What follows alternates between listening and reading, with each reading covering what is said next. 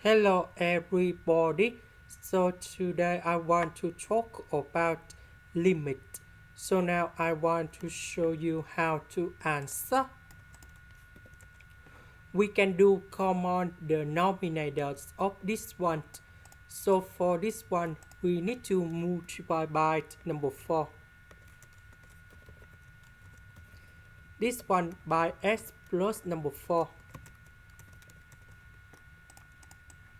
Now we need to combine two fractions in here, and we have like this.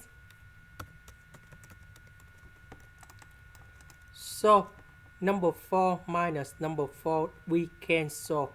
Now we just have only negative x.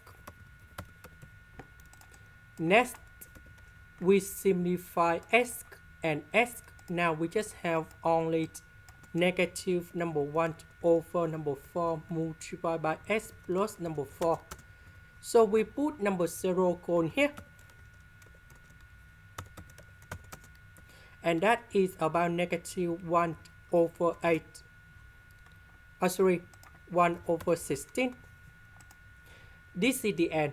Thank you for watching.